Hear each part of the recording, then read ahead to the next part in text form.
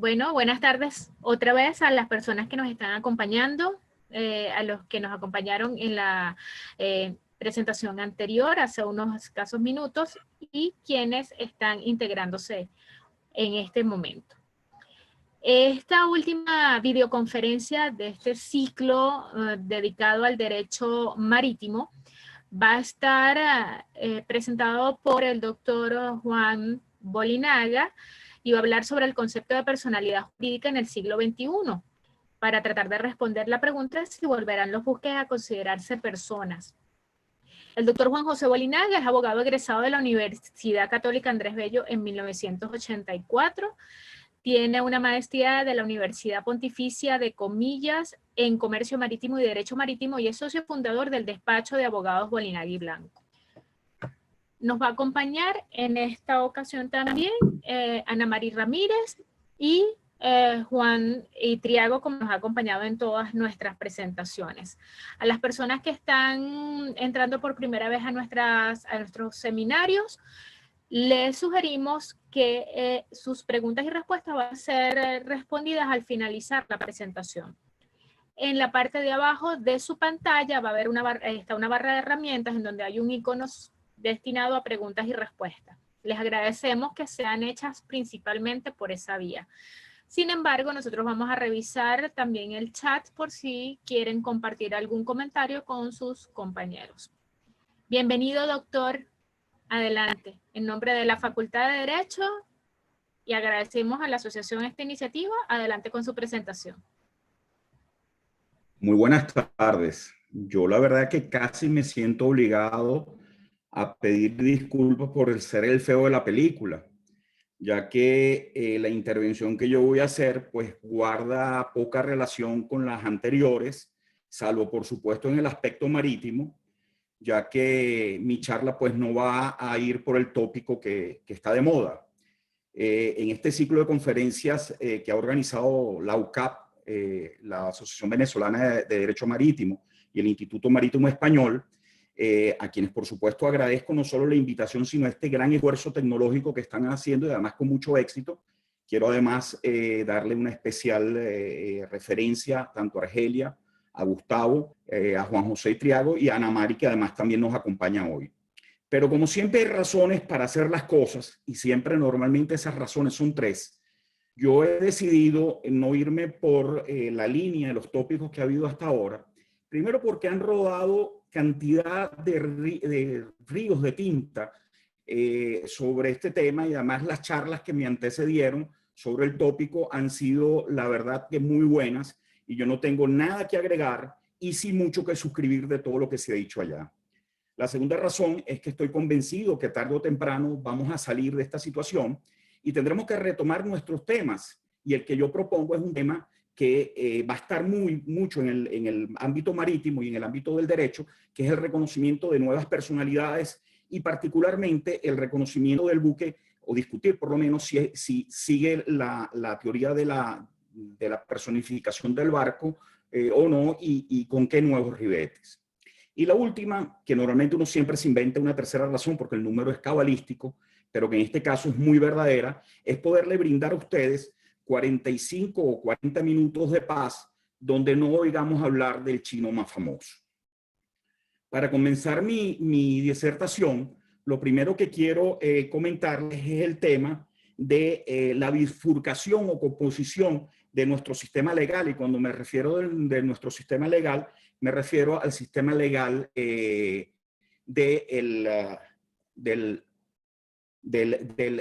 todo lo que es el mundo occidental.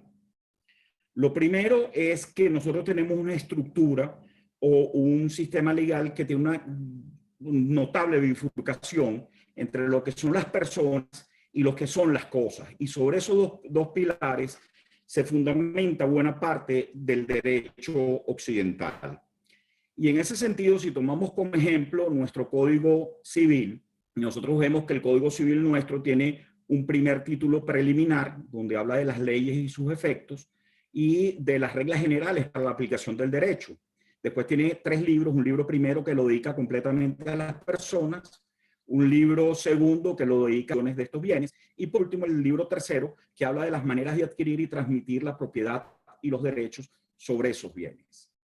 En el título preliminar normalmente se contienen principios fundamentales que el legislador ha querido considerar imprescindibles para la aplicación del derecho. Y inclusive estos principios normalmente tienen carácter constitucional. Nos estamos refiriendo a principios como, por ejemplo, la vigencia de la ley, el cumplimiento de la ley, la retroactividad de la ley, la interpretación de las normas, la irrenunciabilidad de los derechos, la autonomía de la voluntad y el orden público, la inderogabilidad del derecho, la aplicación de la ley y su orden de prelación. Cuando me refiero a la ley me refiero al sistema, constitución, leyes especiales, leyes orgánicas, reglamentos, en fin. Y por último, también en este capítulo está el tema de que el idioma oficial es el castellano. Ahora bien, de estos 14 capítulos, de estos 14 artículos que componen este título preliminar, hay 3 de ellos que ya empiezan a mostrar esta bifurcación que nosotros hablamos. Podemos ver de un lado a las personas y del otro lado a las cosas en la lámina que estamos mostrando.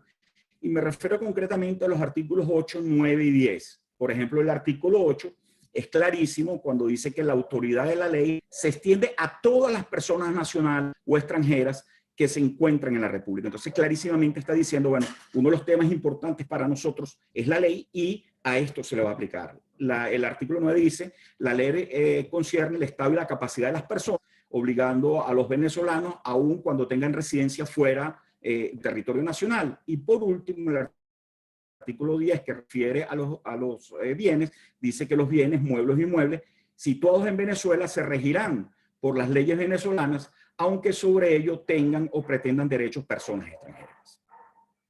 Cuando pasamos al libro primero del código, vemos clarísimamente que además de que ya si entramos en la bifurcación que nos lleva hacia las personas, vemos que claramente nos establece que hay 2 tipos de personas, las personas naturales y las personas jurídicas. Y las personas naturales, obviamente, o físicas, son las que los individuos de la especie humana son las personas naturales, y así lo consagra el artículo 16 de nuestro Código Civil. Por el contrario, habla también de que existen personas jurídicas que no son otra cosa que creaciones del hombre, ¿ok? Como para disponer bien de la organización para cumplir un fin determinado o para lograr un propósito querido. Evidentemente, estas personas jurídicas son taxativas, no se pueden inventar nuevas personas más allá de lo que establecen las leyes, concretamente el Código Civil en este caso. Y nos dice claramente el artículo 19, nos dice claramente que son la nación y las entidades públicas que la componen, la iglesia de cualquier crédito y en general todos los seres o cuerpos morales de carácter público, las asociaciones, corporaciones y fundaciones lícitas de carácter privado. Un punto determinante en este tema de dividir a las personas, y que quiero que vayan tomando, porque nos va a servir para las reflexiones futuras, es que así como el código o la ley no establece que tiene que darle necesariamente capacidad y personalidad jurídica a los individuos de la especie humana, es decir, a las personas naturales, sí lo deja clarísimamente en el artículo 19 que a las personas jurídicas hay que darle capacidad y personalidad. Por eso el artículo 19 dice claramente que son personas jurídicas y por lo tanto capaces de obligaciones y derechos. En resumen, pues podemos decir que persona es toda entidad a quien el ordenamiento legal acepta como tal. En el caso de los individuos de la especie humana, por supuesto, el derecho reconoce como persona y en consecuencia le da personalidad jurídica, basada primero en su idoneidad natural para ser sujeto de relaciones jurídicas en cumplimiento de un imperativo de justicia. Concretamente eso lo establece el artículo 16 de nuestro código, a pesar de que sabemos que históricamente a individuos de la especie humana se les negó a veces el derecho y a veces esa personalidad jurídica, concretamente en el caso de los esclavos. Por el contrario, al tratarse de las organizaciones o entidades personificadas, es el derecho quien, considerando conveniente que puedan ser titulares de relaciones jurídicas, le concede una personalidad que podría igualmente haberle negado, así como no se le podría haber negado a los individuos de la especie humana el carácter de personas naturales, pues a estas corporaciones sí.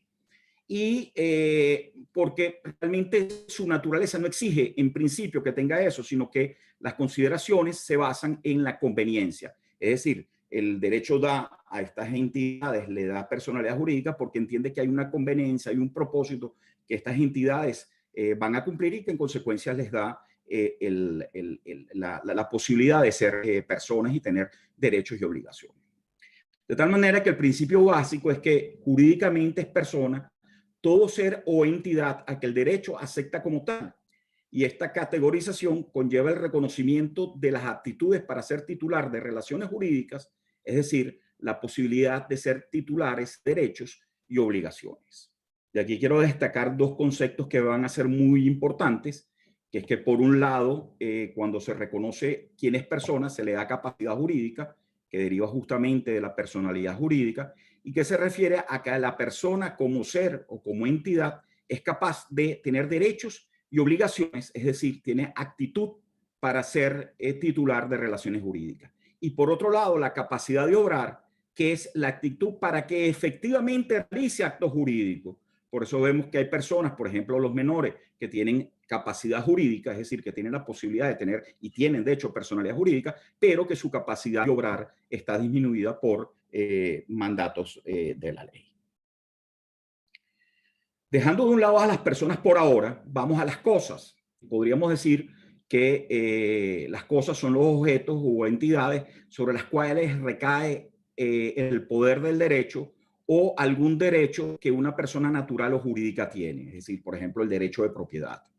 Estas están reguladas en el libro segundo y a pesar de que no trae una definición, sí podemos decir que deja clarísimo el sentido patrimonial que al menos en los sistemas occidentales se le asigna a la persona cuando vemos que el título es de las cosas y del derecho de propiedad.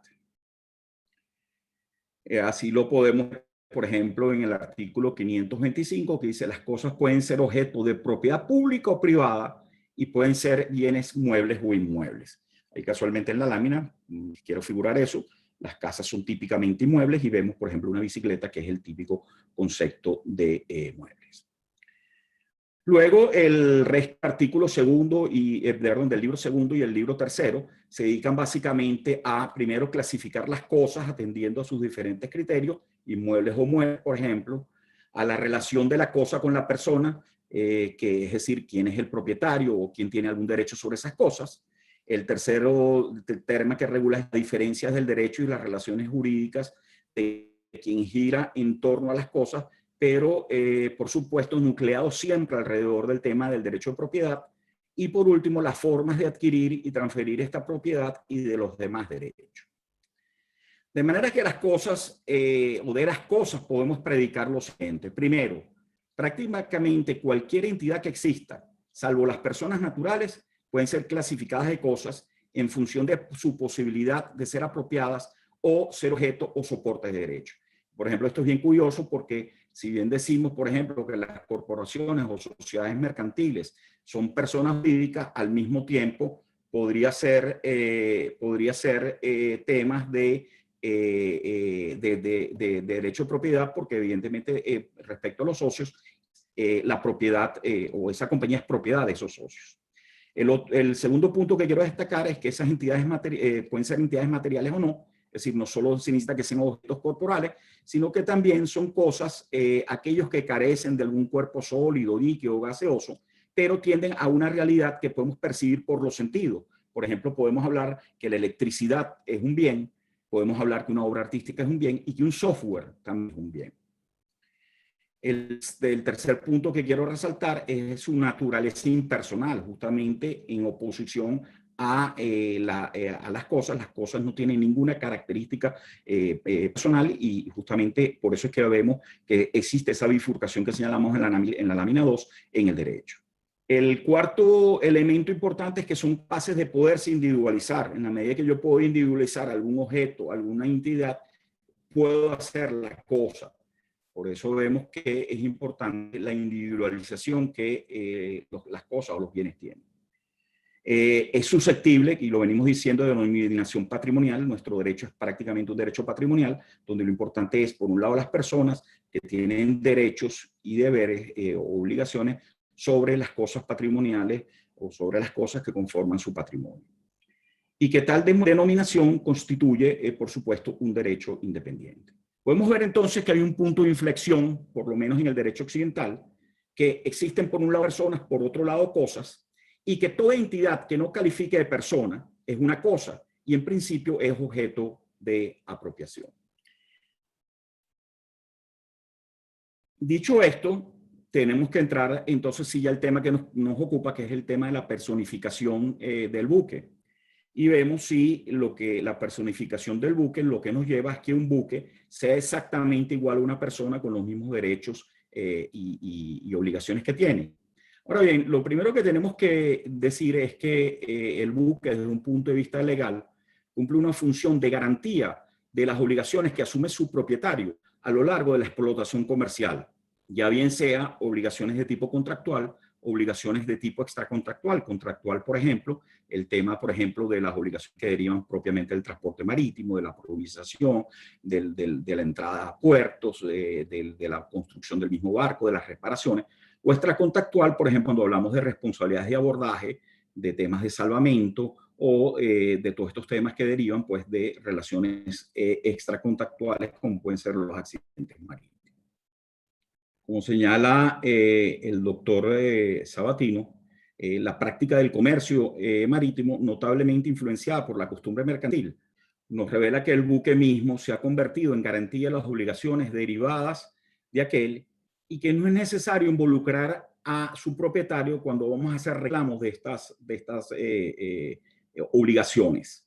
En algunas circunstancias, el propietario se encuentra lejos y el compromiso sobre el barco, por ejemplo, lo hacen los fletadores o lo obligan a otras personas que están en relación a ese barco, y lo que se convierte entonces en una relación, en una acción in rem, la posibilidad de poderlo reclamar, es decir, que no hace falta demandar en persona al propietario, sino que se demanda directamente a la nave. Por ejemplo, esto es típico en los casos de time charter, donde el fletador que no es propietario toma combustible y afecta al barco con obligaciones que después pueden ser cobradas por una acción in rem. Casualmente, el doctor Sabatino cita un caso muy famoso, que es el del Mercantile National Bank of Mobile, que dice que el privilegio marítimo tiene su base de una manera sustancial en el histórico y teórico concepto de personificación. Una vez es responsable la nave como tal por sus actos ilícitos y contratos, aun cuando el propietario pueda no serlo, que es casualmente el caso de cuando un fletador por tiempo contrata combustible o contrata algunas cosas para el barco, y que si bien el responsable no es el propietario del barco, sino que es el fletador, sin embargo, podría demandarse a la nave in rem para el cobro de eso. Lo importante en todo caso es dar posibilidad de créditos que hacen posible, o el financiamiento que hace posible la ejecución del transporte marítimo, esos créditos puedan ser solventados. Y por eso, por ejemplo, básicamente la teoría de la personificación de la nave se creó primero para dar un derecho de persecución, es decir, no importa en manos de quién esté esa nave que tomó esos créditos, puede ser ejecutado in rem. El hecho de que van a ser cobrados con preferencia y con prelación, y por supuesto que esto tiene un origen legal. El doctor Sabatino, ya para terminar con la cita que estamos haciendo de él, ha querido ver en la teoría de la personificación de la nave realmente una teoría, digamos, bien sustentada, y en algunos casos nos ha dicho que él no cree que sea simplemente una ficción legal. Yo la verdad que difiero un poco de él, porque creo que el derecho y todas las creaciones humanas en el fondo son una ficción, en el sentido que son creaciones del hombre, no como se usa normalmente ficción como que algo que no existe o que algo que es embuste, sino no, la ficción, el derecho en sí mismo es una ficción. Yo de hecho recomendaría este libro, que es de el autor José Antonio Marina, que se llama Historia Visual de la Inteligencia, donde justamente dice que todas las creaciones del hombre al final son ficciones para tratar de justificar algunas de sus propósitos o algunos de las formas en que va a cambiar. De tal manera que, pues, la teoría que hemos manejado hasta ahora de personificación del barco tiene un claro propósito, que es dar la continuidad al comercio marítimo. ¿Por qué darle continuidad al comercio marítimo? Porque de esta manera quedan garantizados los créditos que permiten que el barco pueda funcionar, que el barco pueda operar. Por supuesto, hay otros elementos que ayudan a la teoría de la personificación. Por ejemplo, ahí vemos, por ejemplo, el caso de que los buques tienen nombres, los buques tienen matrícula, los buques tienen domicilio, los buques tienen nacionalidad. Y pongo el bebé y esa urna porque también muchos consideran que los barcos tienen un nacimiento y una muerte. Entonces pareciera que tiene todos los atributos de la personalidad. En este sentido, aprovecho también de recomendar el trabajo de nuestro amigo y tocayo Juan José Triago, que está en el libro Homenaje a Aurelio Fernández Concheso, que él hace una disertación sobre los créditos marítimos privilegiados en la legislación venezolana y en la ley y en el derecho norteamericano, y ahí hace toda una buena disertación sobre el tema de la personificación del barco.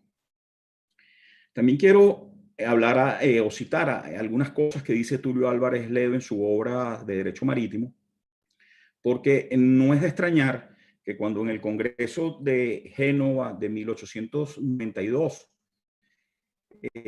se empezó a nominar el tema de la personificación del barco, esto causó entre todos los juristas pues un gran revuelo, porque no se podía entender si nosotros tenemos claramente un sistema legal que bifurca o que separa claramente por un lado las personas y por otro lado las cosas. No podíamos entender algo que es netamente una cosa, como es un barco, pudiera tener personalidad jurídica, es decir, pudiera ser una persona. Y en este sentido, por ejemplo, Ascoli, el autor italiano, decía claramente que el buque responde, yo diría más que responde, garantiza determinadas obligaciones que por muy extensas o por muy grandes que sean, pues al final solo van a estar limitadas al valor que ese buque tiene. Él decía concretamente que no se puede, que el buque no puede ser considerado como una persona jurídica, el buque será siempre una cosa y nunca sujeto de derecho. Será siempre el propietario el que directamente o por intermedio de otra persona ejerza los derechos y deberes, no del buque, sino sus propios derechos y deberes que le devienen de su calidad de propietario.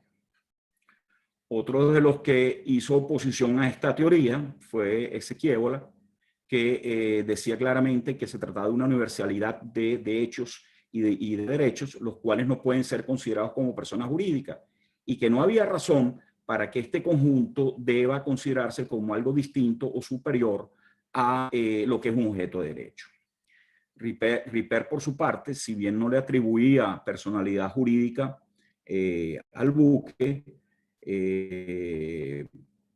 sí decía y lo comparaba con las personas físicas, como decíamos anteriormente, bueno, tiene un nombre, pertenece a una clase, por ejemplo, es un buque de paseo, es un buque mercante, es un buque de guerra, es un buque de pesca.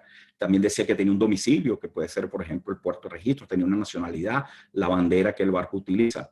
Se le puede poner litigios y puede litigar las obligaciones in rem, pero concluye Ripper que si esta pintoresca comparación, que no habrá de llevarnos muy lejos, tiene algo de verdadero, es porque el buque, aunque siendo un bien inmueble, es un bien que está jurídicamente matriculado, individualizado por ciertos caracteres.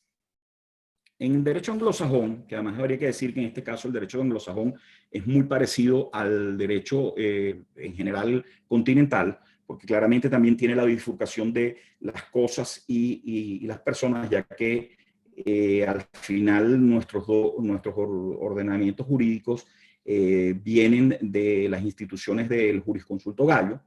Vemos que ellos también han trazado esto, y concretamente Tulio Álvarez citaba a Schönbaum, donde decía que destacaba que los autores anglosajones se fundamentaban en la idea de la personificación del barco, en la idea de la existencia de una responsabilidad in rem, sin implicar al propietario. Y nos comentaba que este principio es recogido por importantes fallos judiciales. Sin embargo, él decía que a estos precedentes no se exigía regla general de separación entre la responsabilidad in rem y la responsabilidad de la persona, y que si bien de todas maneras uno podía hacer la acción in rem en el barco, sin embargo también podía demandarlo personalmente. y que la teoría de la personificación era una ficción legal que simplemente fallaba pues, al tratar de explicar todo el tema de los privilegios marítimos. Jackson en Inglaterra, por su parte, decía que la ley no define la acción in rem, pero indica su marco teórico central al señalar que tales acciones son incoadas contra el buque y no contra una persona determinada. Tulio, en el caso concreto de Venezuela, decía que dentro del marco general de la ley en Venezuela no se podía catalogar sin duda al buque como persona jurídica, sino que evidentemente era una cosa. Pero que sin embargo, él alertaba del artículo 15 de la ley de comercio marítimo, donde concretamente dice que las acciones derivadas de esta ley, es decir, de la ley de comercio marítimo y que tiene que ver con los créditos que toma un buque para poder hacer las operaciones marítimas o de la responsabilidad extracontactual que deriva por hechos de la navegación, decía que podría intentarse contra el buque y su capitán, sin que sea necesario mencionar en ninguna parte al propietario o al armador. Sin embargo, yo diría que ojo con esto porque nosotros tenemos experiencias en la legislación venezolana, no solo el caso de los buques, donde hay obligaciones que termina respondiendo el bien y no la persona del propietario o de quien era propietario en aquel momento. Por ejemplo, las obligaciones del condominio. Cuando hay un condominio donde yo apruebo, por ejemplo, una cuota extraordinaria para la reparación de una reja y después me mudo de la casa o me mudo del apartamento, esa obligación sigue al inmueble y ya no la pueden cobrar al propietario anterior, sino al nuevo propietario, porque es el tema de las obligaciones propter rem, es decir, las obligaciones que quedan de tal marcada sobre el bien que son obligaciones que se ejecutan de quien sea su propietario al momento de la ejecución de eso. Por eso concluye Tulio Álvarez con un excelente resumen en su libro, donde dice que la personificación del buque es una realidad, si no estrictamente legal, al menos sí desde un aspecto práctico. Y es verdad lo que dice Tulio, porque nunca a los buques se le ha otorgado personalidad jurídica y, por supuesto, si no tiene personalidad jurídica, no tiene capacidad de obrar, es decir, capacidad de entrar en relaciones jurídicas, pero tiene el efecto práctico, y eso sí es verdad lo que señala Tulio, de proteger ciertos créditos que son necesarios para que exista el comercio marítimo, permitiendo, por ejemplo, demandar sin la presencia del propietario y sin considerar quién fue el titular de esa obligación, como poníamos el ejemplo de los fletadores en Time Charter, y le da una preferencia de cobro a cualquier acreedor hasta el monto del barco. Es decir, que por un lado no hay el reconocimiento legal, y por eso es que dice que no, Tulio, que no es una realidad estrictamente legal, pero sí tiene un aspecto práctico, y el aspecto práctico no es nada menos ni nada más que hacer posible el negocio marítimo. Ahora bien, hemos llegado a aquí, que si bien no hay una personalidad jurídica que nos permita llevar a fondo la teoría de la personificación del buque, sí es importante destacar que los buques autónomos nos están moviendo un poco el piso, porque como vamos a ver a continuación, pudiéramos estar volviendo a retomar la teoría de la personificación de los buques y la podríamos estar tomando inclusive con mucha más importancia y con mucho más largo, pues, por decirlo de alguna manera.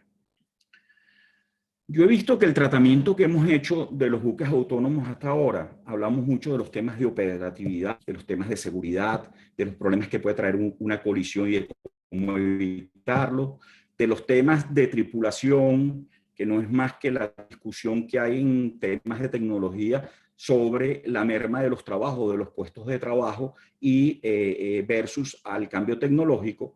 Y por último, el tema de la responsabilidad. Sin embargo, nadie ha planteado que estos buques autónomos son buques sin tripulación, sin control humano, sin conciencia situacional, tomando decisiones, modificando o inclusive influyendo sobre su entorno. Y esto nos permite quizás estar hablando de que estos buques autónomos pudiéramos estar hablando de que además de buques o además de la consideración de buques, también tendríamos que darle la consideración de robots, y eso nos daría otro régimen jurídico. Yo tomo los buques totalmente automatizados, como los describí anteriormente, básicamente porque tenemos que entender que tanto por la ley de Moore, que predice que cada vez la tecnología avanza con mucha más rapidez. Él había fijado prácticamente los cambios tecnológicos en 2 años, hoy casi los cambios tecnológicos son día a día. Y además hay una cantidad de tecnología interconectada. Por ejemplo, yo pongo ahí la tecnología de ese nudo porque realmente la tecnología hoy en día uno no puede hablar de que está trabajando Big Data o está trabajando robótica, sino que la tecnología se va uniendo de tal manera que definitivamente se hacen grandes avances. Por ejemplo, no hay duda que en la operatividad de los buques autónomos va a intervenir Internet y particularmente Internet de las cosas. Los sensores van a mejorar cada día y van a ser mucho más, digamos, captadores de la situación, de lo que se llama la conciencia situacional de lo que puede ser el ojo o los oídos humanos. Los buques van a tener una mejor data que va a ser a través del Big Data, van a tener inteligencia artificial y, por supuesto, todo esto unido a la robótica. De tal manera que, como decía anteriormente, quizás no estaremos ante los buques, o que los buques no serán solamente buques, sino que también serán robots. De tal manera que tenemos que meternos a futuro, y yo diría al futuro que tenemos que empezarlo ya, pero que hay que discutir si consideramos que los buques autónomos, que en el futuro serán la mayoría, tienen la consideración de robots, tenemos que meternos pues a ver cuál es la definición de robot y si realmente los buques entran dentro de esta definición. Lo primero que tendría que decir aquí es que el concepto de robot es bastante borroso, depende mucho del lugar geográfico, de la cultura donde se conciben y además es variable en el tiempo. Por ejemplo, normalmente nosotros tenemos el concepto de robot, por ejemplo, un robot humanoides con características humanas, pero también un programa de computación es un robot. También en cuanto, por ejemplo, a la cultura es diferente la imagen que uno tiene del robot. En Occidente normalmente el robot ha sido un tipo malo, un tipo que en las películas nos han puesto como el que nos va a cambiar el trastorno. Sin embargo, por ejemplo, vemos que en la cultura oriental, concretamente en Japón, pues los robots más bien son tipos amables, que los han ayudado durante toda la vida, que son quienes los vienen a salvar. Entonces, mucho depende de cómo haya variado. Y digo también en el tiempo, porque el concepto de robot o el tratamiento de los robots es desde hace mucho tiempo. Ya, por ejemplo, Leonardo da Vinci había hecho determinados robots, por supuesto eran mecánicos totalmente, y además los robots, además de ser mecánicos, son electrónicos, e inclusive tiene partes biotecnológicas.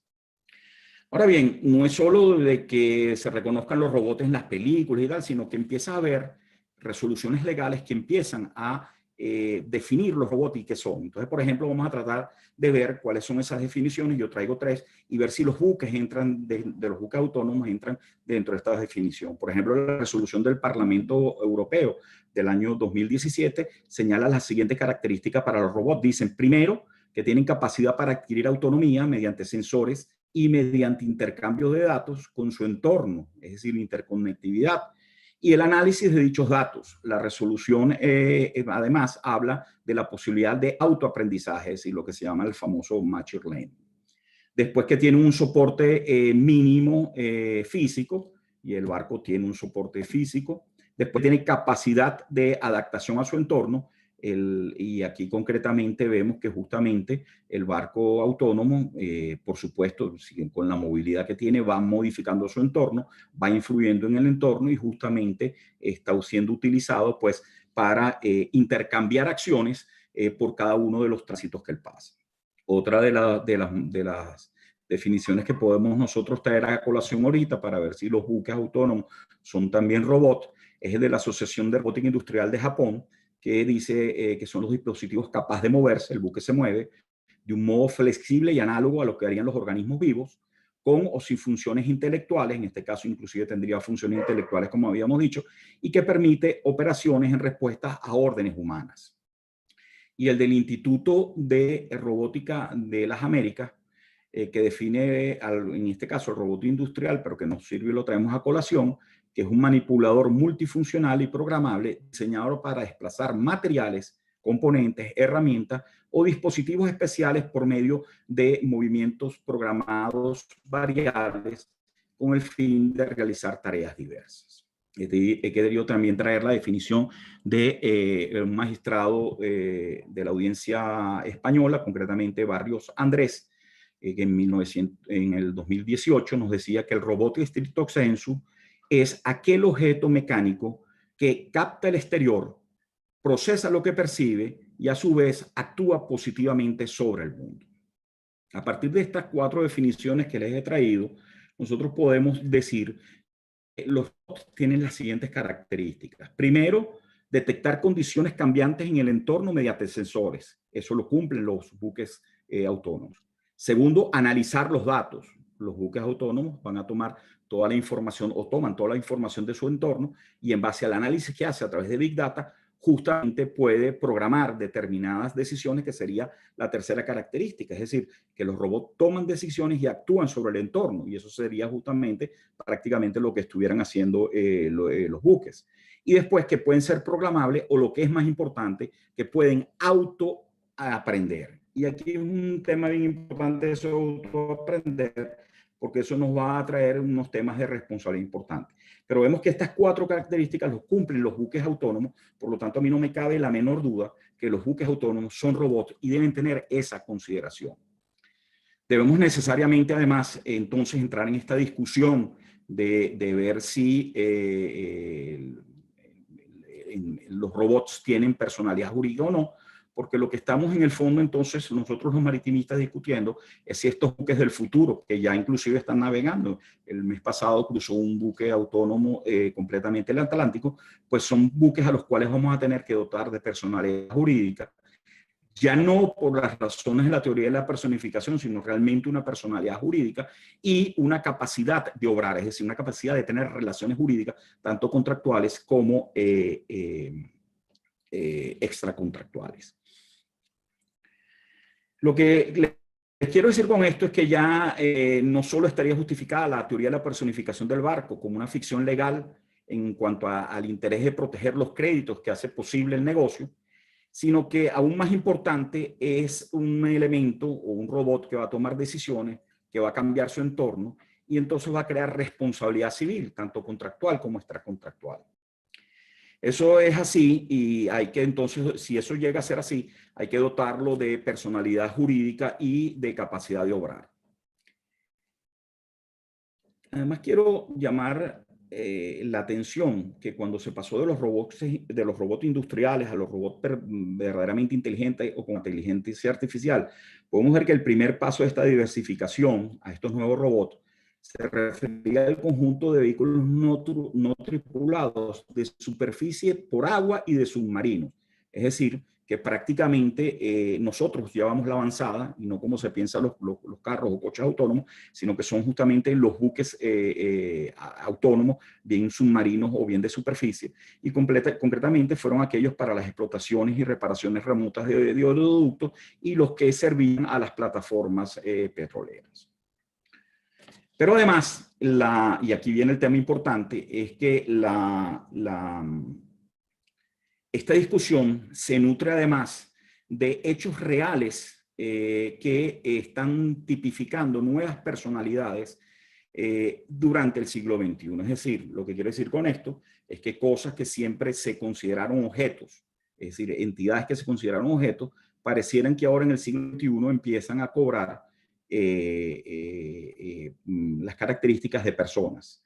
Nos referimos, por ejemplo, acuérdense que ya decíamos anteriormente que el principio fundamental para considerar a alguien persona no es simplemente la característica humana, y en eso hay que dejar de ser un poco, digamos, centrar todo alrededor del ser humano, y que la ley tiene la facultad de otorgar el derecho de ser persona a cualquier cosa, o inclusive como en el pasado injustamente, pero se hizo, se le quitó la connotación de persona a los esclavos. Entonces vemos que la ley al final es quien atribuye esa condición de persona o no. Obviamente hoy con toda la protección de los derechos humanos es imposible que un ordenamiento jurídico le quite la característica o las cualidades o los derechos de persona a un ser humano. Pero por ejemplo hoy encontramos que la ley ha dado la categoría de personas, por ejemplo, a monasterios, lo da a corporaciones, como decíamos anteriormente, las sociedades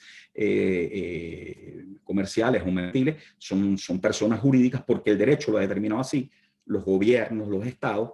Por ejemplo, uno de los ejemplos que siempre se había usado es el derecho marítimo, aunque vemos que no es un tema de personalidad, sino de personificación.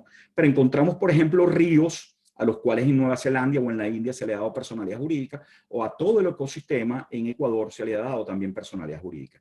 En este sentido, los invito a que se metan en los programas estos TEC. Ahí hay una exposición de una indígena americana, donde justamente expone los derechos del agua y los pone, justamente dice que el agua tiene derechos propios y que hay que protegerla. Y esto me remonta a mí a las primeras clases que yo tenía con el doctor Farías Mata de Derecho Administrativo, donde justamente para poder intentar un recurso uno tenía que demostrar el interés legítimo, personal y directo. Pues lo que se busca con esto es que cosas que deben tener y deben ser protegidas no necesariamente tenga la persona que en nombre de ellos recurre a demostrar el interés o la legitimidad, sino que ya la legitimidad la tuviera propiamente estas cosas que hay que proteger y que cada día vemos que hay que proteger más, como por ejemplo son temas de naturaleza. Pero además no solo son los hechos, sino que, como digo, legislativamente nosotros vemos que empiezan a cosas que se consideraron cosas, empiezan a tener cierta personalidad o cierta consideración diferente a las cosas. Y quizás esta bifurcación que decíamos inicialmente va a tener que volverse una especie de trifurcación, es decir, de tres caminos, porque encontramos concretamente que los animales que hasta ahora han sido considerados cosas y empiezan a ser considerados de manera diferente. Tenemos, por ejemplo, los códigos civiles de Alemania y de Suiza, que han ratificado a los animales como cosas, digamos, con un tratamiento diferente al tratamiento que se le da a las cosas y con una categoría diferente, y por ejemplo se les reconocen derechos. Y no hay que irse tan lejos, no hay que irse a lo sofisticado que pueden ser los alemanes. En Venezuela tenemos la ley de protección a los animales y la ley de protección a la fauna doméstica libre y en cautiverio. Por ejemplo, hay derechos de protección, porque justamente le pone a los individuos dueños de esos animales o que tienen la custodia de los animales el deber de protegerlos, y el deber siempre lleva una contrapartida, es decir, el derecho a protección, el derecho a cuidado y alimentación, a medidas profilácticas y de higiene, y a evitar que se generen daños o riesgos a terceras personas y bienes. Ahora bien, estos hechos también empiezan a configurarse en propiamente los robots, y son el robot que ustedes ven ahí, que tiene una apariencia muy humana, es Sofía, a la cual, como nos vamos a referir más adelante, vemos que se le ha dado una condición humana importante. Pero, por ejemplo, yo quiero citar, antes de citar a Sofía, quiero citar dos ejemplos más. El primero es Vital, que es un robot que ha sido desarrollado y que se le nombró en mayo de en mayo del 2014 como miembro de la junta directiva de una firma de capital de riesgos en Hong Kong. Y se establecía o se decía que las razones para ese nombramiento dependían de la capacidad que tenía este robot, es decir, este Vital, para prever qué eran unas buenas inversiones en el campo de las terapias para síndromes relacionados con la edad, y señalando que entendía muchísimo mejor las tendencias de mercado que lo que había sido radiado a través de humanos. Después tenemos otro caso, que es el de Alicia Tech, otro robot, en este caso de una empresa finlandesa, que en el 2016 estableció, digamos, nombró también el comité de empresas, en la junta directiva de la empresa, nombró a este robot como miembro, y además no solo eso, no solo le daba la posibilidad o la capacidad de la información que este robot a través de su Big Data podía dar, sino que inclusive le permitió emitir votos como un director más. Concretamente, en aquel momento se decía que la inteligencia artificial ayudaba al equipo directivo a obtener información verdaderamente basada en datos, y ayudaba al equipo a buscar formas innovadoras de oportunidades significativas en el mundo del manejo de datos. Luego tenemos el caso de Sofía, que Sofía fue un robot que creó una compañía japonesa, pero que lo importante de este robot es que después que fue presentado en el 2016, concretamente en el 2018, el gobierno saudí le dio la ciudadanía, le dio la ciudadanía de la misma manera como se le da a cualquier persona, es decir, a cualquier persona del género humano, pero además, no solo eso, sino que después que fue nombrada ciudadana saudí, las Naciones Unidas la nombraron la primera campeona de innovación en el programa que las Naciones Unidas tienen para el desarrollo. Entonces vemos cómo a estos robots se le empiezan a dar unas consideraciones especiales. Pero si volvemos al tema del Parlamento Europeo, vemos que el Parlamento Europeo ha dicho claramente que se debe estudiar la posibilidad de otorgar una personalidad jurídica electrónica, en el cual esas cosas que se llaman robots, y en este caso los buques, dejarían de ser cosas para ser tratadas como personas, como una persona especial. Y como decíamos, la ley puede darlo porque la ley tiene esa posibilidad. Y básicamente lo que decía el documento del Parlamento Europeo era primero que a mediano plazo había que omitir cualquier posibilidad de otorgar personalidad jurídica a los robots con inteligencia artificial. Pero cuando dice a mediano plazo, está reconociendo que en algún momento hay que dársela. Segundo decía, tener en cuenta seriamente la posibilidad de nuevas formas de rendir cuenta y responsabilidades por las actividades de estos robots. Y por último decía probar esas nuevas formas de rendición de cuenta y responsabilidad a través de experimentación legal. Y aquí quizás yo tendría que decir algo que es bien importante, y es que lo que se trata entonces es de crear, y en esto el derecho marítimo ya tiene experiencia gracias a la teoría de la personificación del barco, por ejemplo, de crear un peculio, un patrimonio con el cual estos robots pueden responder, en este caso el barco, y de hecho, como decíamos anteriormente, una de las cosas que trae la teoría de la personificación es que el barco en sí mismo responde como un patrimonio separado, como un peculio separado, para responder de las deudas que estos créditos marítimos, estos créditos privilegiados tengan.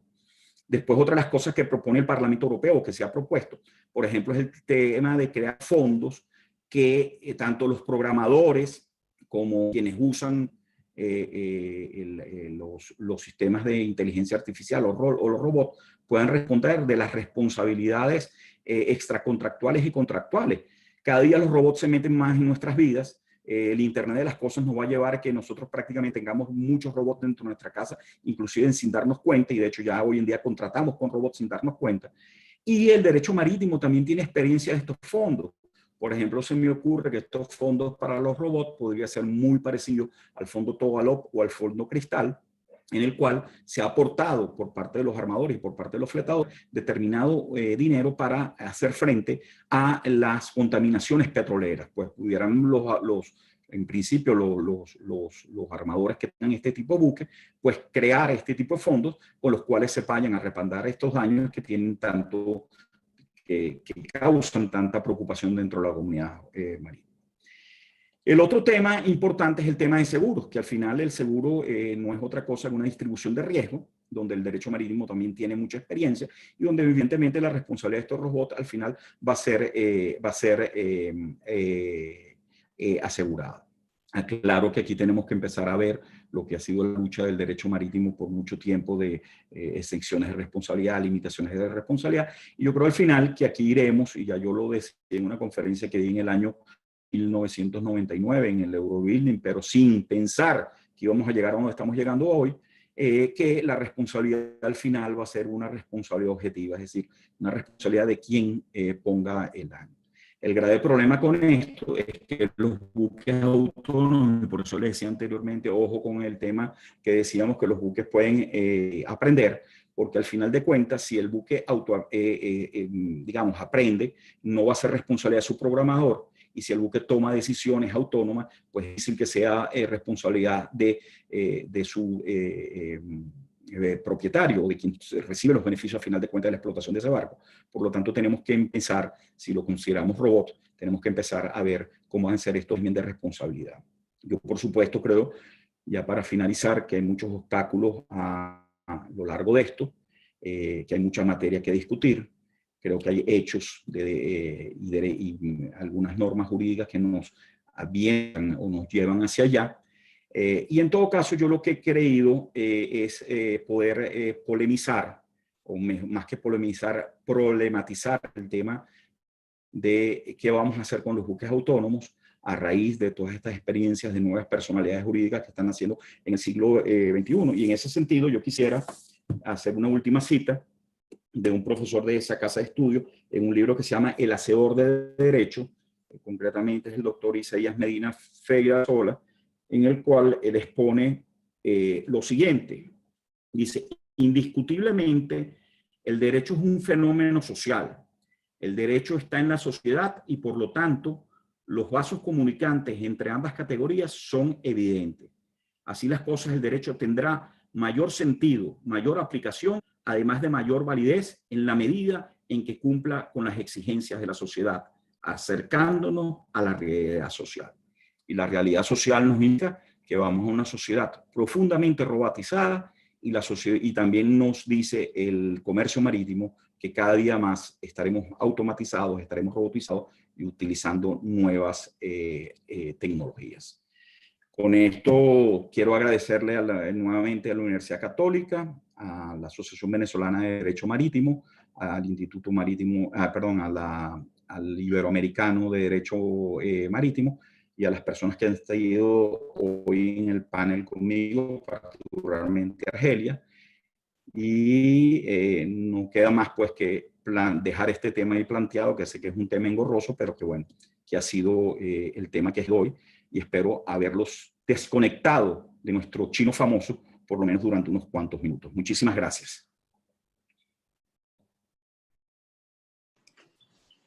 Ok, entonces ahora una vez concluida la conferencia del doctor Bolinaga, vamos a revisar una de las preguntas que nos llegó y dice, es la señora Da Silva, dice, esta situación de los buques no es aplicable a las aeronaves y a los vehículos terrestres. ¿Cuáles deberían ser las condiciones para que tenga también personalidad jurídica distinta a lo de los propietarios? Fíjate, casualmente yo creo que aquí, digamos, todas las maquinarias o todas las herramientas que estamos utilizando, como decía, al final van a ser robotizadas. Yo creo, por ejemplo, que inclusive la aviación civil nos lleva un gran trecho en este sentido. El problema, por ejemplo, con la aviación civil desde el punto de vista técnico es que los tiempos son mucho más cortos y es muy difícil pasar de, por ejemplo, porque los robots también fallan, pasar de la falla del robot al control humano tarda mucho, por eso pueden producirse muchos siniestros, cosas, por ejemplo, que en marítimo no va a existir. Y, por ejemplo, en el transporte vehicular o el transporte terrestre, que podemos ver que está muy avanzado, sin embargo, también es más dificultoso en la posibilidad de que hay muchos más obstáculos, hay muchos más cosas con las que va a interactuar, por ejemplo, el caso de los peatones, un ciclista, un semáforo, que es lo que puede ser un buque, prácticamente un buque en alta mar, prácticamente solo, y tiene muchísimo menos riesgo. Lo que sí es importante es que yo estoy convencido que cada día más los temas de propiedad van a cambiar. Yo les decía a ustedes al principio en esta conferencia que tomáramos muy en cuenta que además de esa bifurcación que establecía entre personas y cosas, cuando hablaba de cosas lo hacía en referencia al tema de la propiedad. Yo estoy convencido que con Internet de las cosas el tema de la propiedad va a cambiar porque la gente más que ser propietario de un bien, lo que va a tener interés es en el servicio que ese bien le va a dar. Y yo estoy seguro, por ejemplo, que la industria automotriz al final nosotros no vamos a querer ser propietarios de los carros, por muy pavos que seamos y por 18 años que tengamos y que estemos, bueno, primero que no lo vamos a conducir, entonces se nos va a quitar un poco eso. Pero además vamos a tener mucho más sentido que yo pueda salir a la puerta de mi casa y tomo un carro con mi tarjeta de crédito que me lleve a un sitio y lo puedo dejar a cualquier sitio y no tengo problemas de estacionamiento. Entonces yo creo que vamos hacia un tema de despropietización y al final entonces todos estos elementos van a tener que establecerse una personalidad jurídica para que puedan responder de la responsabilidad civil, tanto contractual como extracontractual. Ok, yo creo que esta respuesta que acaba de responder un poco esta pregunta que viene, pero igual la voy a formular. Dice, entonces se podría decir que el buque es una persona jurídica según las leyes y los derechos que se les atribuyen. Sí, es importante. Yo creo que si nosotros abrimos, y como digo, la ley lo puede hacer porque lo hizo con las mercantiles, abrimos las puertas de que objetos que hoy consideramos cosas desde el punto de vista legal pasen a tener personalidad jurídica. Ojo, con esto no quiere decir que vaya a tener derechos humanos, porque hay dos cosas muy diferentes. No podemos decir que un buque va a tener el derecho, por ejemplo, a la intimidad, o el derecho a la vida, o el derecho o derechos que son característicos humanos, pero sí va a tener personalidad jurídica. Y lo que nosotros tenemos que empezar es quizás a quitar el centro de todo el derecho, que sea, digamos, ese concepto antropomórfico de que todo gira en torno a la figura humana. Va a haber cantidad de cosas que van a interactuar y de hecho, desde hace años nos estamos dando cuenta que nosotros cuántas veces nos estamos contratando con una máquina. Entonces, vamos hacia ello y yo sí creo que al final, pues vamos a tener, quizás a lo mejor bajo la figura de una personalidad electrónica, pero sí vamos a tener cosas que van a dejar, digamos, objetos que van a dejar la definición de cosas para pasar a una definición, no sé si en el medio, pero sí con una definición diferente que se va a acercar mucho al concepto de persona, en el sentido que van a tener personalidad jurídica y capacidad para obrar, y eso le va a tener determinados derechos. Fíjense, por ejemplo, en el caso de los animales, que siempre han sido considerados cosas, pero yo aseguro que ninguno de ustedes que sea fanático de los perros, como es mi caso, y tiene perros, piensa que su perro es una cosa, más bien es alguien muy íntimo, muy relacionado con la familia, y que uno se preocupa pues de que se le cumplan sus derechos de alimentación y todo esto. Entonces vemos el derecho está cambiando, y por eso digo que mi reflexión ahorita es no tomar una postura determinada, sino entender que el derecho va a cambiar, que el derecho está cambiando y que tenemos que empezar a darle respuesta, y darle respuestas son este tipo de foros donde podamos plantear las discusiones. Yo no tengo soluciones mágicas, pues, pero sí creo que hay que estudiarlas. Así es. Otra pregunta dice, en el derecho internacional, los buques con una bandera en particular en aguas internacionales son considerados territorio del país de la bandera que llevan. ¿Cuál es la relación entre esto y la personificación de los buques? ¿Una persona jurídica podría ser considerada territorio? Bueno, de hecho es tanto así que yo lo plantearía al revés. Hay territorios que son considerados personas. La República, que tiene una personificación, un territorio, justamente es un territorio al cual se le da una personalidad jurídica. Los estados tienen personalidad jurídica.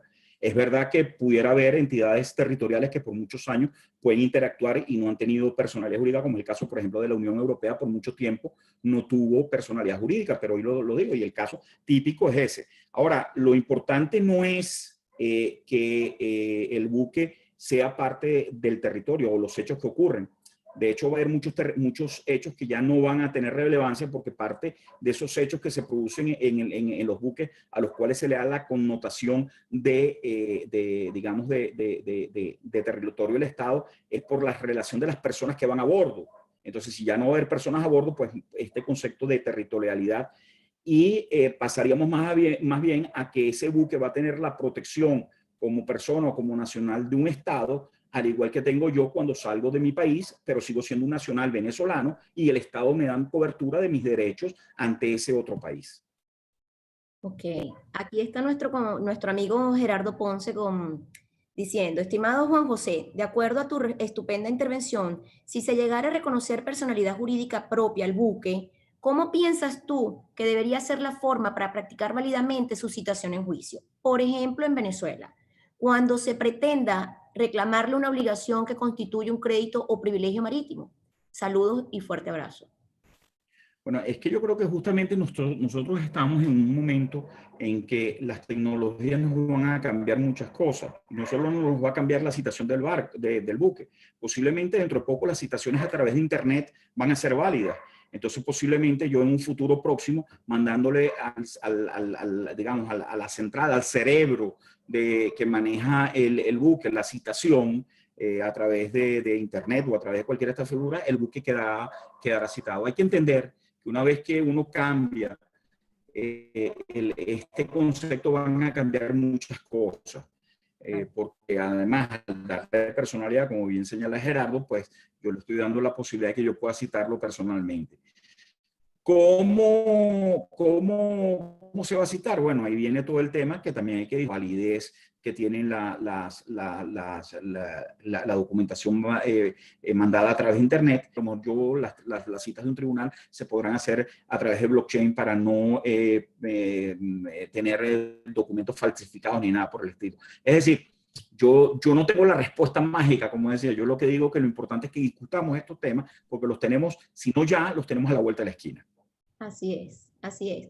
Aquí tenemos otra pregunta de Guanadi Molina. Si el robot es persona, ¿puede aspirar a tener igualdad de derechos respecto al resto de las personas? ¿Cuál es el límite de derechos y obligaciones? Bueno, fíjate, Molina, eso es una pregunta bien interesante. Yo te voy a citar, si no la has visto, la película basada en la obra de Asimov que se llama El hombre bicentenario, que era una persona, alguien que empezó a hacer robot, pero por todos estos temas de machine learning y todo esto, prácticamente al final el individuo le decía, no, pero es que yo no es que quiera ser robot, contrato a lo que predican los transhumanistas, que nos vamos a convertir en robot. Más bien el robot se convirtió en persona. Y justamente la película termina donde él adquiere personalidad jurídica, donde logra tener el reconocimiento como persona. Yo realmente, mira, no sé qué vaya a pasar aquí, pero obviamente, como decía, si hay cosas que evidentemente los robots no van a tener, como es el tema de derechos humanos, pero sí va a tener muchas posibilidades de tener derechos propios. Por ejemplo, creo el derecho de a lo mejor no alterarlos, porque recordemos además que los robots no son solo los robots humanoides, sino hay programas y tal, entonces va a tener derechos de ese tipo. Pero bueno, aquí habrá que ver por dónde va el discurso. Yo lo que sí estoy convencido es de que los humanos van a seguir existiendo, no vamos a ir a un transhumanismo o un poshumanismo donde a pesar de que vemos que ya hay individuos que los cyberbots famosos que ya son humanos que tienen instalados robots dentro de su cuerpo, o muchos corredores que salen a trotar todas las mañanas no se dan cuenta, pero llevan en su cuerpo ropas que tienen contenidos robóticos. Bueno, y esa es la discusión que hay que dar. Pero lo que sí que es que el derecho no se puede quedar atrás. El derecho tiene que empezar a dar respuestas. Okay, aquí hay un comentario que simplemente dice, los buques autónomos, los UV, los Air UV, inclusive las plataformas costa afuera serán los nuevos regímenes jurídicos a desarrollar como una rama especial del derecho marítimo. Por ahora siguen siendo un 13 genius jurídico. Bueno, fíjate que yo creo que a veces los maritimistas hemos pecado de meter todo dentro del concepto de buque. Claro, sin duda el buque es el elemento central del derecho marítimo, es el elemento central del comercio y por tanto del derecho marítimo. Y entonces nosotros cada vez que encontramos una cosa nueva que está en el mar, tratamos de definirla como buque. Yo de hecho creo que el concepto de plataforma no encaja directamente sobre el buque y creo que en eso también el derecho marítimo va a evolucionar y donde ya el buque no sea el único centro sobre el cual pivoteen las leyes marítimas, sino que habrá otros elementos sobre el cual los maritimistas también empezarán digamos, a trabajar. Y así como hay maritimistas que se dedican al seguro marítimo, habrá maritimistas que se dediquen a los temas de plataforma, habrá maritimistas que se dedican a los buques autónomos, habrá maritimistas que se dediquen a otras cosas. Pero repito nuevamente, y es la inquietud que yo quiero dejar, y por eso decía de problematizar sobre estos temas, es que el mundo está cambiando, y como decía el profesor Isaías Feilasola, si no nos ponemos en el entorno social que estamos viviendo y no le damos respuesta, el derecho nos va a quedar atrás. Y al quedarnos el derecho atrás, vamos a vivir, por ejemplo, un caos absoluto y no podemos, tenemos que darle respuesta, no nos queda otra. Y ahí viene el ingenio, hay que ponerse a pensar, discutir, y para eso justamente son estos foros, y por eso yo aplaudo estos foros. No sé cómo estamos de tiempo, aquí otra pregunta y dice, en su criterio, ¿qué cambios habrían en cuanto al tema de seguros y contrato marítimo en referencia a los buques autónomos? Mira, fíjate, el seguro marítimo que tiene tantos tiempos siempre ha sido un seguro que se ha reinventado. Y ante por ejemplo, hace 50, 60 años, la contaminación ambiental no era un tema de importancia y prácticamente no había seguro sobre el tema. En el momento que empezaron a salir los temas de contaminación, pues el seguro le dio respuesta. Y además el seguro, a pesar de que no es una materia que yo manejo, es un tema que yo respeto mucho, porque yo siempre digo que lo que sustenta el transporte marítimo es el seguro. Si no existiera la posibilidad de asegurar, no existiera un armador capaz de poder hacer frente a estos riesgos. Y los riesgos cada día son más grandes. Y vemos que cada vez que ha aparecido un elemento nuevo, por ejemplo, ya sobre los ataques que han sufrido algunas navieras de ciberseguridad, los ciberataques famosos, ya los seguros empezaron a dar respuesta. Entonces, y no menciono algo que está muy, porque les prometí que no íbamos a mencionar nada, íbamos a disfrutar estos 45 minutos sin hablar del famoso chino, pero también a eso han empezado los seguros a dar respuesta, como nos decía Juan Iteriago, el tocayo, nos decía en su conferencia del día de ayer. Otra pregunta, ¿un robot como persona jurídica puede ser socio para la constitución de una empresa? Llegado el momento y si tiene su propio peculio y tal, sí, podría hacerlo. De hecho, fíjate que ya estamos un paso adelante, como yo les comentaba, con el caso del robot Alicia T, donde fue nombrada parte de la junta directiva, así que ya le falta poquitico, parte de la junta directiva, y no solo que es parte de la junta directiva como socio para dar consejos, sino que también puede emitir votos. Entonces vemos como cada día eso se va haciendo. Cosas que nos parecían increíbles hace 10 años, pues hoy en día son perfectamente factibles. Yo recuerdo siempre la primera vez que yo fui a Disney, había un teléfono que se comunicaba y tú podías verte, y para mí aquello era un milagro. En aquella época no existían ni los teléfonos celulares. Y hoy en día yo me comunico y veo a mis hijos que están a miles de kilómetros de distancia. Entonces, yo lo que creo que aquí hay que tener la imaginación y tratar de proyectarnos al futuro, que sé que a los juristas les cuesta mucho. Y una de las cosas importantes es que los juristas tenemos que cambiar la manera en que hemos pensado. Los juristas siempre hemos sido personas muy conservadoras, tratar de mantener las cosas como siempre han estado, pero aquí o el derecho regula la tecnología o la tecnología va a regular al derecho.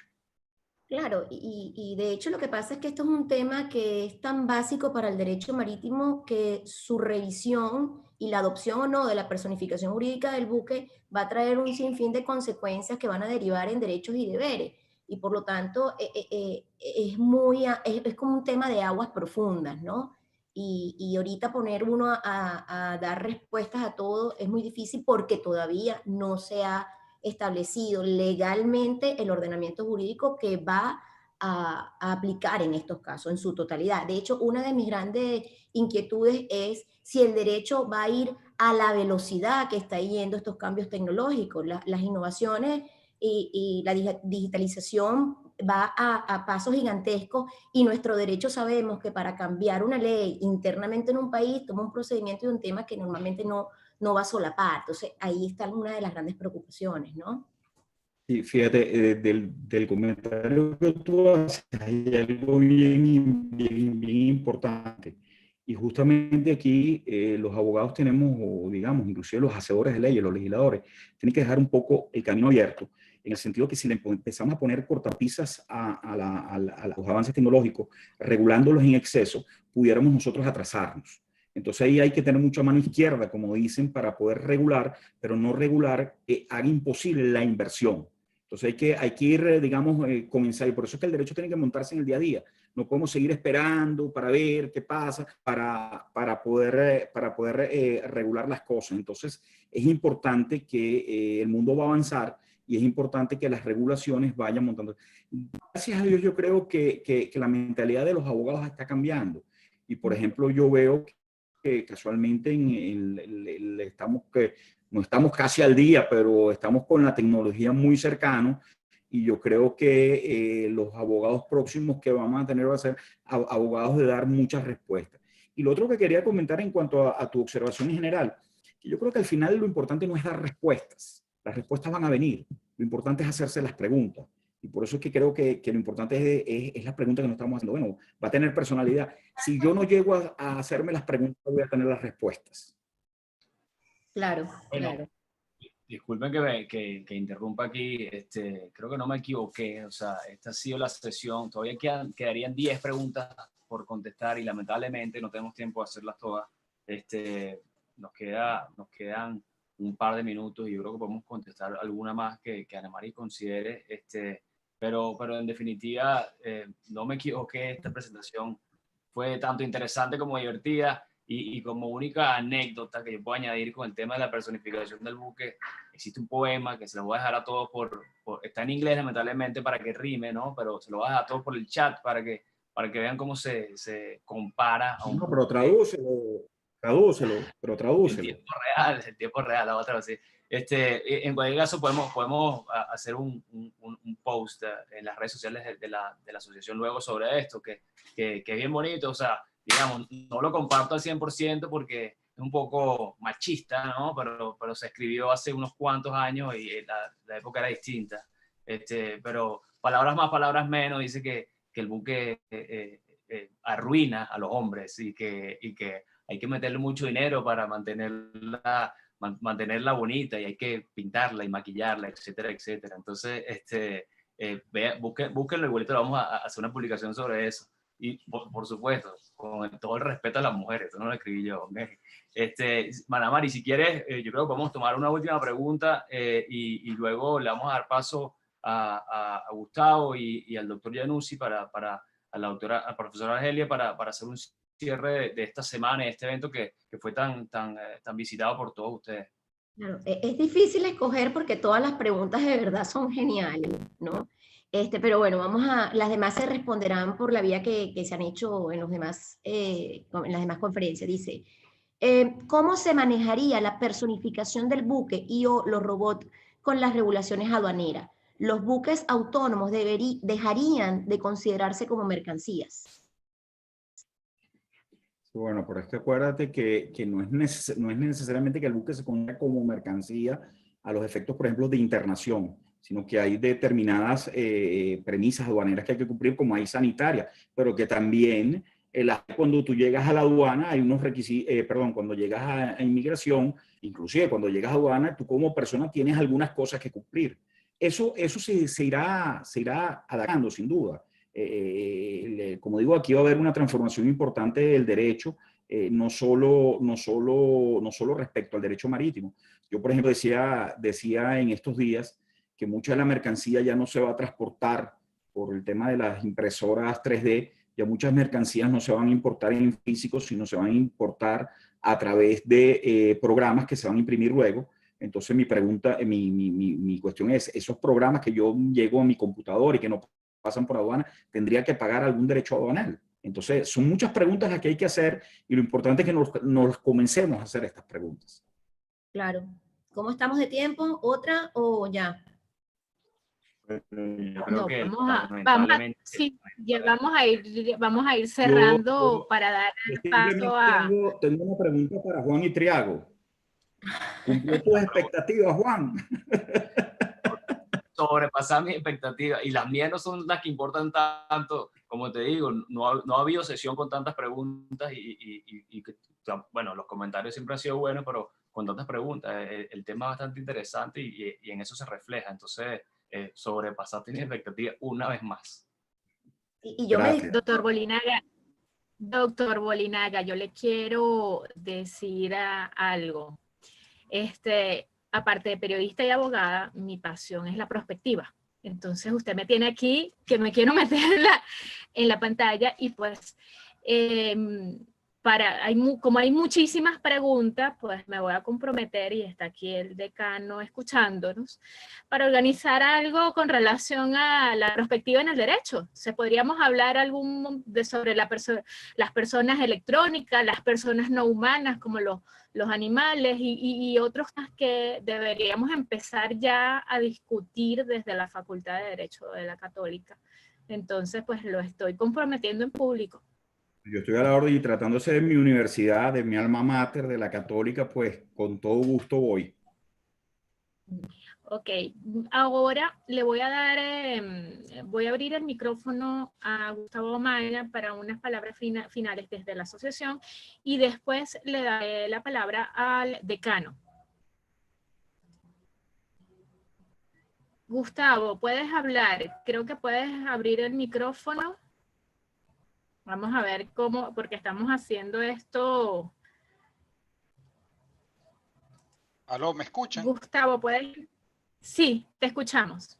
Ok, antes que todo, muchas gracias, Juan José, una excelente exposición. un bálsamo en estos tiempos del virus. Bueno, quería comunicarles a todos que nos sentimos todos quienes participamos en la organización de estas actividades. Estamos muy contentos con la finalización del primer grupo de actividades, que es este ciclo de conferencias de la incidencia del coronavirus en el derecho marítimo. Y ahora vamos a una segunda fase ya mucho más internacional, que va a empezar el martes 5 de mayo a las 2 de la tarde con un conversatorio en materia de derecho, en materia de la incidencia del coronavirus en los seguros marítimos, donde tenemos representantes de España, de la Gran Bretaña, de Colombia, de Uruguay, de Brasil, de Argentina y de Venezuela, para continuar el 19 de mayo y el 2 de junio con el primero y el segundo foro sobre coronavirus y derecho marítimo, con participación también de invitados de Alemania, de España, de Panamá, de Costa Rica, de República Dominicana y de otros países, lo cual nos llena de una profunda satisfacción, tanto en la Universidad Católica como en la rama venezolana del Instituto Iberoamericano de Derecho Marítimo, como en la Asociación Venezolana de Derecho Marítimo, porque esto quiere decir que ha habido un interés en esta actividad, lo cual también lo demuestran todos los amigos que han estado participando, y por otra parte que aún en las peores circunstancias en Venezuela estamos en disposición de dar un gran esfuerzo, y en la parte académica también de dar nuestros aportes. Muchas gracias y los estamos esperando en las próximas actividades. Gracias. Vamos a darle la palabra al profesor Salvador Dianuzzi. A ver si ya...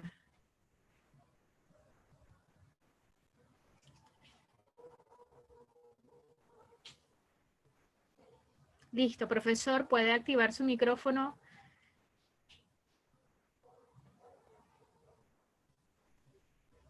Muy buenas tardes a todos.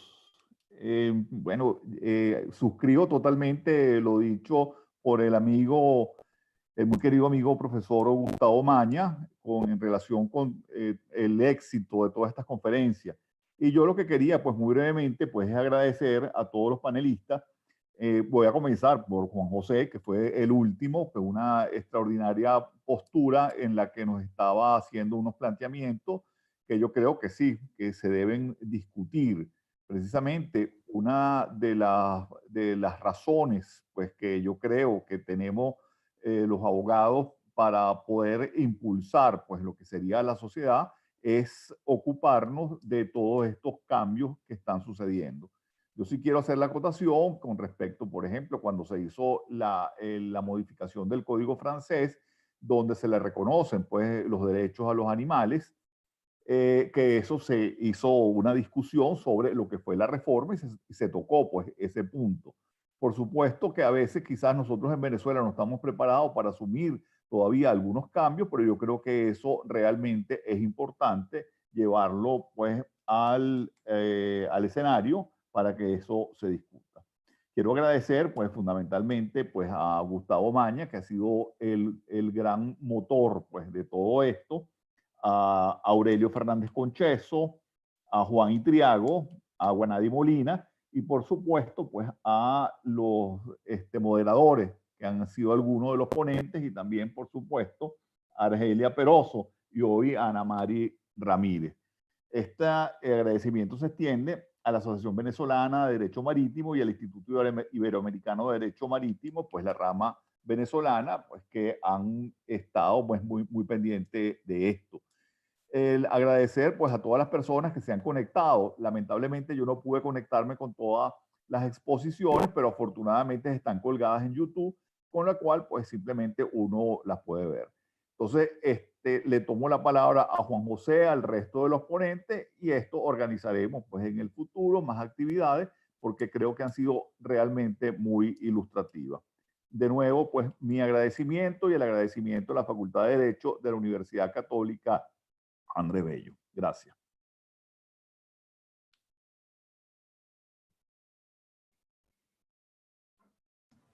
Creo que con esto estamos ya cerrando estas actividades muy educativas, muy pedagógicas, y pues bueno, ya vemos que esta situación, estamos sacando la parte buena de esta situación, nos estamos conectando desde diferentes partes del mundo y estamos logrando compartir el conocimiento más allá de las paredes de la universidad. Muchísimas gracias a todos, muchísimas gracias a los presentes. Les recordamos que las presentaciones van a estar colgadas tanto en los canales de YouTube, tanto de la asociación como de la Escuela de Derecho. Probablemente no sea de manera inmediata, probablemente sea hoy, mañana, pasado mañana que terminen de colgarse. Recuerde que lo que les dijimos desde un inicio, en Venezuela tenemos problemas de conectividad y pues a veces tarda mucho el subir los videos, primero descargarlos y subir los videos a los diferentes canales. En nombre de la Escuela de Derecho, de la Facultad de Derecho de la Católica, muchísimas gracias a todos y pues estén atentos a las redes para la programación de las diferentes actividades que estaremos preparando. Juan. Agradecido. Juan y Tiago. Ya podemos entonces quitar en vivo la grabación.